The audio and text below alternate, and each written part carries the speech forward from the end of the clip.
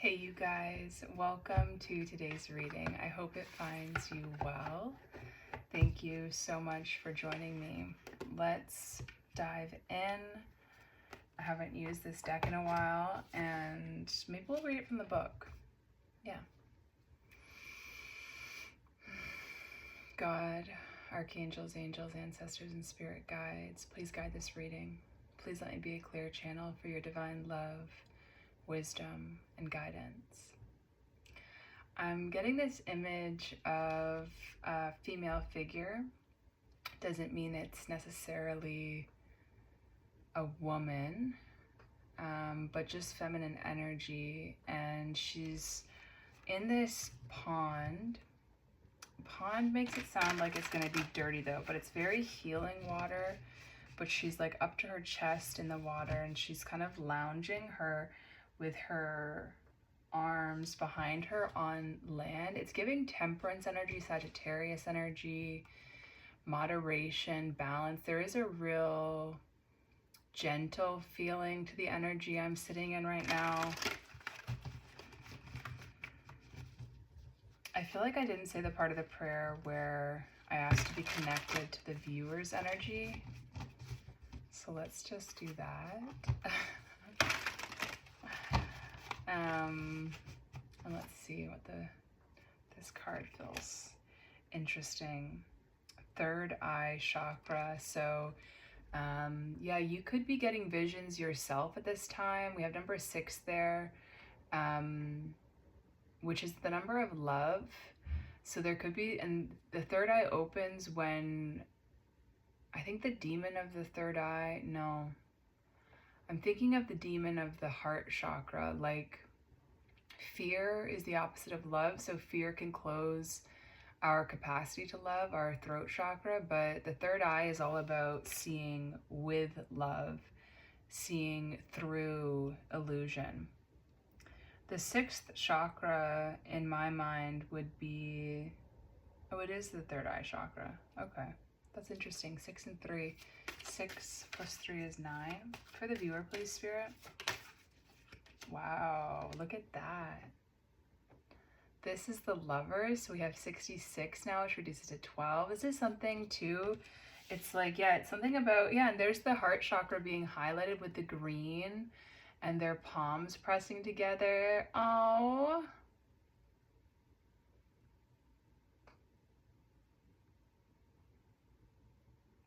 But yeah, 6 plus 6 equaling 12. 12, the Hanged Man, Pisces energy. Pisces is the ultimate lover. It's unconditional love. It's also seeing things from a different perspective, and it's like a connection that is maybe, I'm getting like instigate, I'm getting catalyst, initiate. There's some sort of, and I'm hearing now heart reckoning, heart reconciling.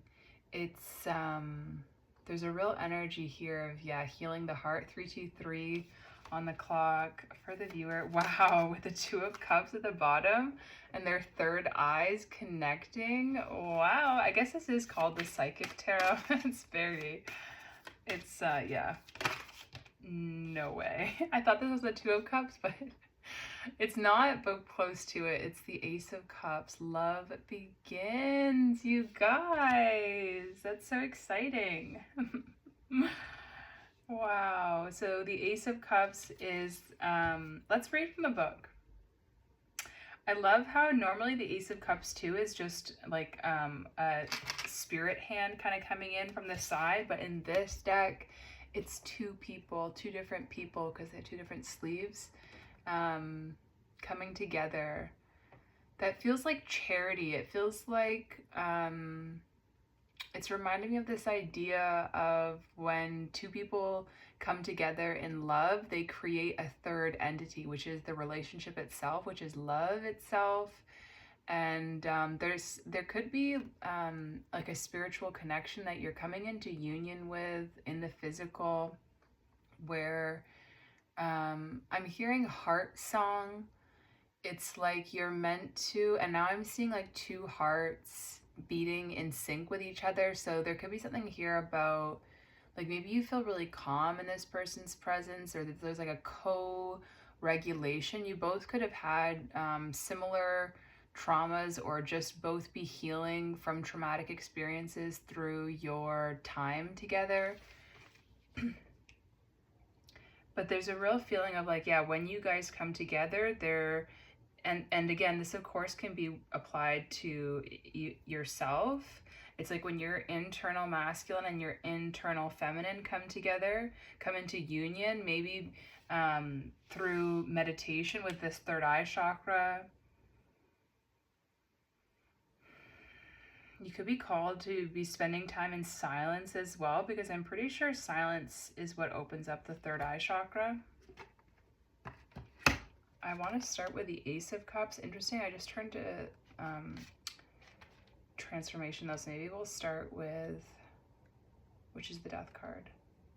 Maybe we'll start with the Lovers then. This is on page 37.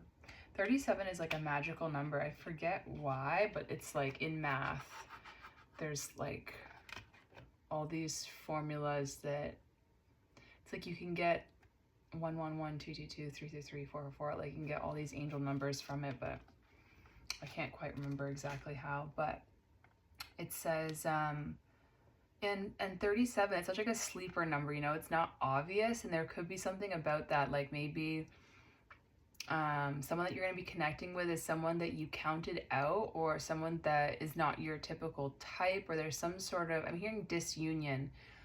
So there even could have been time apart.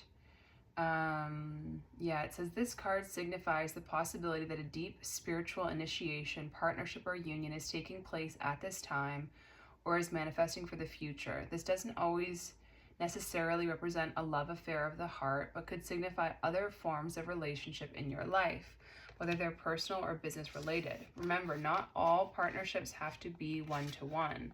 They can be forged with a group, an organization, a pet, or even an incident or situation. The Harmony card is calling to let you know it's time for you to make choices in certain relationships. The bonds you form with others are really about you. Even in the most difficult situations, they're meant to be mirrors for you, always reflecting back what you need to see. Ask yourself, what am I learning from this relationship? What new qualities am I developing? Is this partnership for my highest good?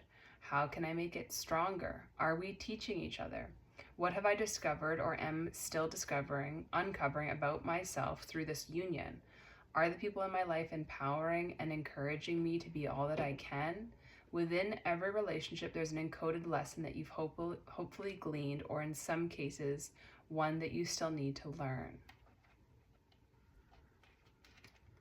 Okay. And now we'll just see which card I find. Yeah, we'll do Love Begins. It says, your cup is about to overflow with joy, happiness, and positive feelings. This is the first of the emotions card, and therefore signifies that a new love opportunity beckons. This doesn't necessarily have to be physical love, but can also represent the passion, devotion for an idea, a goal, or even a new creative endeavor. This would be a perfect time to open yourself and your heart to the higher vibrations and loving energy of the universe. When past issues are resolved, when forgiveness for others as well as yourself has been attained, and when your heart is truly open to and ready to receive, then new roads leading you toward love will be revealed.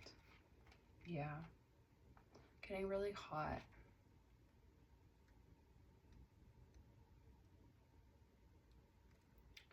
Okay, let's see what this third eye chakra card says now. It says this is most often talked about of all the chakras, and clairvoyance, inner seeing, intuition, and higher levels of consciousness are all associated with this energy center. Found between your eyebrows and just above the bridge of your nose, it works closely with the throat and crown chakras and will assist you with your psychic and intuitive inner guidance. To balance the third eye chakra, I recommend that you practice walking meditations, breathwork, yoga, tai chi, visualizations, and color therapy. Don't just focus on this one chakra as part of your development, as it's important to remember that they should all be in balance in order to work in unison and harmony. Yeah. Oh, the element is light, so it might not be silence that opens it, but darkness. Keywords, I see. Ooh, I heard a song. It's an old one. It's like, and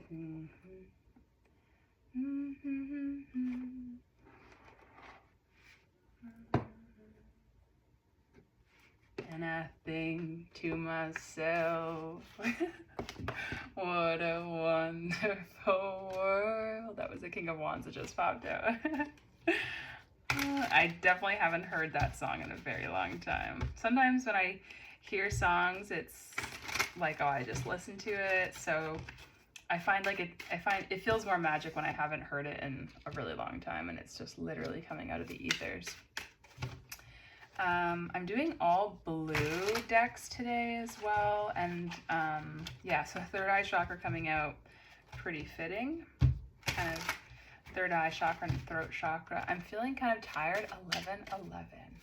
And yeah, maybe you're feeling tired too. And I always feel tired, like if I'm feeling tired for days, I know it's because something big is coming and it's like I'm ramping up. I'm getting attuned to hold a higher frequency. Let's see, for the viewer, please, Spirit. Yeah, I'm still hearing that song and I think to myself, what a wonderful world. These are all upright, but this clearly came out in reverse with strength and the Five of Cups. This Five of Cups is Scorpio Mars, and strength is Leo energy. It feels like your strength, your fortitude of will, of compassion towards yourself, is getting you to come out of this cycle of disappointment, of crying over spilt milk. There could be some sort of, I want to say, unsavory themes in your past that you have triumphed, that you have overcome, I'm hearing. There's something about your fire energy being what has emboldened you, what has protected you. I'm getting an energy here of like having so much love for yourself, having so much, I'm just realizing this is a crocodile lion. Why do I feel like I've never taken that in before? It's like a crocodile lion bear. That's really interesting. I'm just noticing the mushrooms in the foreground too, so someone could be experimenting with mushrooms, and that is also giving that 6 + 6 = 12 energy, that hanged man. This is the feeling too of like battling your inner demons, but the way even though she's like holding his mouth shut and her foot is on his hip, there's still a feeling like there's magic happening, like there's sparkles around. It's like a feeling of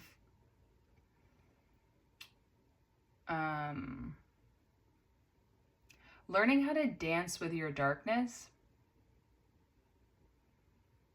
And this is giving, what's that, Brave? Is that the cartoon with the big red hair girl? And fire, like red hair does talk about having more fire in the personality. So yeah, there's something here. I'm hearing another song. This is one I just listened to, but I don't know if I'm gonna be able to, but I don't know what it is, but all I can see is like two people dancing to it, and there's like ball gowns, and there's like a sweeping melodic that wasn't the tune at all. These both women, these images have very long hair, and hair holds a lot of memory, as well as, again, personal strength. There's a real theme here. We have 8, 5, 2, 5, the number of change, 8, the number of karma. This feels like your karma is changing. Maybe you're starting a new karmic cycle with yourself, one that is based on love, I'm hearing higher integration. So yeah, you could have been doing some shadow work, recalling parts of your DNA, I'm hearing. For the viewer, please, Spirit. And it's like, you could have been dealing with depression the past too, or maybe if this is, because I'm just seeing the Five of Cups coming out underneath this Harmony card, it's like maybe both of you dealt with these, like depression, and you're being rewarded with each other's presence. I'm hearing divine gift, divine compensation. For the viewer, please, Spirit. Queen of Swords. She's been coming out a lot, hasn't she? And she feels like a guru somehow, like her swiftness, her brutality, her, wow, and the Magician. It's like, she feels like a boss with the Five of Swords. She feels like some sort of, yeah, teacher, guide, guardian even. And this is certainly, it could be an aspect of yourself or someone that you know that really embodies this energy. I'm hearing something about trauma. So there's almost, and I'm getting something again about DNA and unlocking DNA. And something about, yeah, I'm hearing survival mechanism. So there could have been trauma that you went through that put you into this energy of being hyper capable or hyper independent. Maybe took you out of it's like if you're in a lot of pain, you can't process all that pain. I'm getting this energy of adopting a persona that is less watery with the Queen of Swords, but maybe more analytical, maybe detached. I'm seeing the Sun here. So there also could have been like a study or some sort of like mastery with the Magician as well. It's like putting you in this energy of being very, I'm hearing adept, which you can be adept at something, like you can be very good at something, or you can be an adept, which I think is like a student.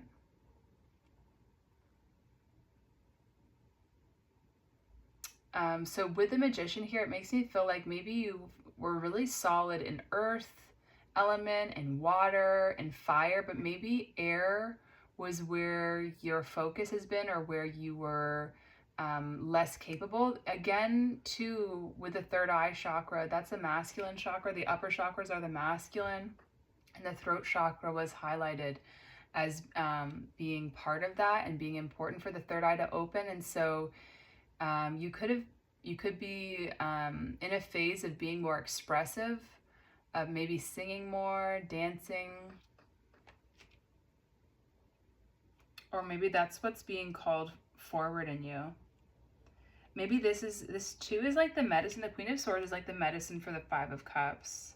The Five of Cups that gets the masculine energy all twisted up and kind of compressed too, where the Queen of Swords just like, I'm just seeing her like cutting this cord. It's like, oh, it's almost like a tentacle, like an octopus tentacle to this Five of Cups energy, and she's just cutting it off, like, nope, not gonna feel that anymore.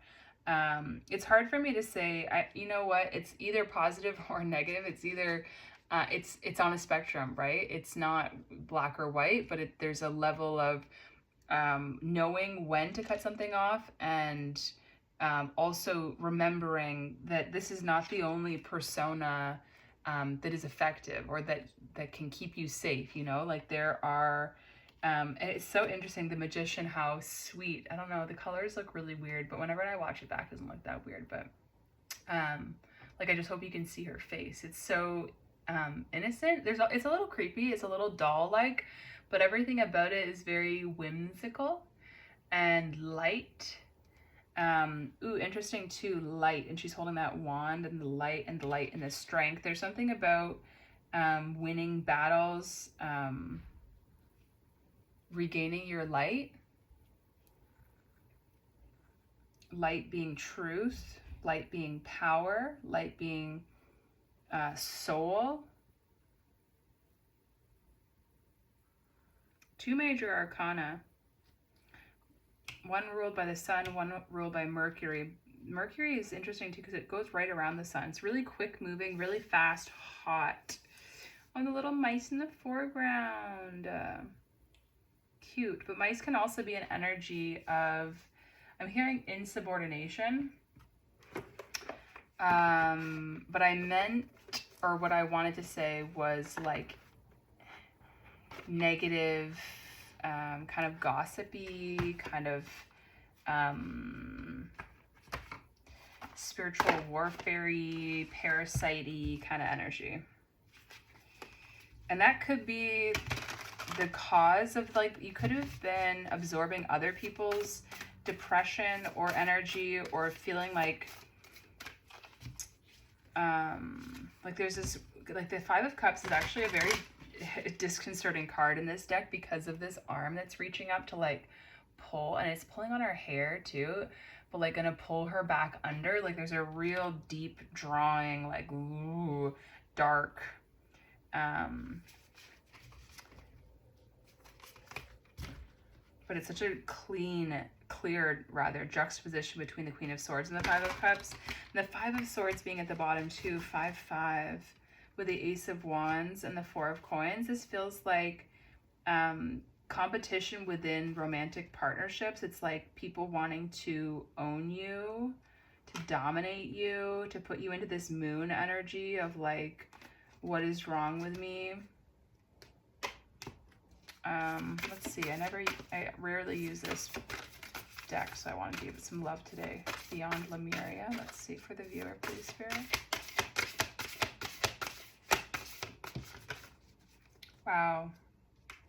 48, Surrender. And this card always feels extra special when it comes out, because for a long time, I didn't have this card in the deck. I was using it for a bookmark and I didn't realize it and I forgot. And so we're talking about masculine energy, and then this is like the ultimate divine feminine energy that we were talking about in the beginning too, because 4 + 8 is 12. So again, that Hanged Man energy of seeing things from a different perspective. And this is just total surrender. This is heart opening. Again, we were talking about the heart. Let's see what the book has to say. I don't love this book generally, but sometimes it surprises me. So let's see. It says, trust, letting go of control, free flow, receptivity, yin energy, inner knowing, intuition, synchronistic opportunities, getting out of your own way, the path of least resistance, allowing who you are naturally to flourish, who you naturally are to flourish. 3202 or 03, something like that. Surrendering can be one of the hardest things to do. Trusting that we can, oh, it's on page 123. It's exciting. Momentum building. That gives me the energy of like, maybe you're still in this process of overcoming, of recognizing your strength, but also having to rely on it. And I'm getting to that this could be in not like an obvious way. Like you might not necessarily be busy or like flat out. You could be. Everyone's going to be on a different journey, but I'm just thinking about myself right now and the strength it takes for me to hold space for rest and pleasure and enjoyment, and to not get overly critical or shame-filled, you know. That takes a lot of strength as well. Almost sometimes, depending on your personality, more strength than to like push through. And that's what it just said there. Surrendering can be one of the hardest things to do. Trusting that we can achieve more by loosening our control can take great courage. Sometimes the most constructive way forward is to stop forcing things into being. Rather than allowing, inviting, and drawing a project into being, the energy here is of frustration, as if you are pushing something heavy up a mountain. At these times, gravity or flow don't seem to be on your side. Use this awareness as a guide when you start to detour from your path. When control is released, so too is resistance. One of the biggest skills we can learn is how to get out of our own way. When we are in a receptive place, we are open to a world of opportunities, and the great mysteries can unveil themselves. The mind loves to control the outcome, but this only creates limitations. It can feel scary, but when we allow ourselves to be caught by the universe, myriad possibilities open to us. This painting is called A Star is Born, and its message is about becoming the star you came here to be. You can reach your peak life experience through surrendering and allowing who and what you truly are to flourish. Today, be more by doing and trying less. This advice goes against the grain of our striving culture that encourages us to source from outside ourselves and to busy ourselves out of a natural state of all-knowing bliss. Surrender is a key element in the creative process. When I let go and flow, allowing intuition over direction, I find I create far more powerful works. This is not to say our lives should be left to the slipstream. This message is about freeing ourselves from the paradigm of control and force. Yes, we can achieve with this mode, but we also lose opportunities for magic. A synchronistic meeting, following our intuition and being in the right place at the right time can outweigh months of careful planning. Wow, that's really satisfying. Oops, what did I knock to the ground? The Magician. Yeah, and that's like the hyper capable, hyper independent, and it's like knocking that to the ground, letting that persona fall away and maybe coming into a place of messiness. And in fact, you know, it's not about letting it fall away, but it's about putting it in the toolbox and recognizing that it is a tool. But that if you're operating from this place, the Five of Swords, like someone's got to win, someone's going to lose kind of thing. I forget where I was going with that, honestly. But there's something here about like surrendering the ego desires. I just want to get like one card, Seven of Coins, and I want to read this from the book. Interesting. The Five of Swords just came, so I'm going to read this one too. It says, the Five of Swords represents a fight won through deceit. Set overthrows his brother Osiris and is seen gloating over his brother's inconsolable wife, Isis. While Set represents a tyrant of a victor, Isis is a defeated combatant who will eventually bring about Set's defeat. Upright. Oh, listen. Upright, surrender. Betrayal, bullying, violence, crime. Reversed, resolution, compromise, sacrifice, peace, justice. Interesting. The Seven of Coins, though, says, this is related to Nanahuatzin, Mexico, Aztec mythology. The Seven of Coins represents the desire for a good harvest, though it might require a sacrifice. Why do sacrifice and surrender feel on the same wavelength? Nanahuatzin must determine what is right, to be patient, and when it is better to scrap everything to start fresh. Upright, reward, perseverance, decisions, investment, fruition. Reverse, short-sightedness, laziness, procrastination, setbacks, delay. There's something happening astrologically that it's reminding me of. I'm just not sure if I can remember what it is. It's something about Saturn, like Saturn's moving, I don't know. But I feel like, whoa, someone's about to be rewarded for the hard work they've been putting in, which also feels like that. Wow, Strength card. I don't know where that just came from because I just shuffled everything and this was not at the bottom, but I was doing something. And there it appeared. But this shell on his head was really hard for me to see. It's like a little conch shell. And that feels like magic for some reason. I would Google that, the meaning of it. But I'm feeling really hot and really hungry and really tired. 29, 29, 11, 11. So that's where we're going to leave this reading, and I really do hope it resonated and was helpful for you in some way. And I forgot to say it at the beginning, so I got to say it now. I do offer personal readings. Links are down below. I love to do readings. I just had a big group here and I got to do a bunch of readings in person and it was very fulfilling.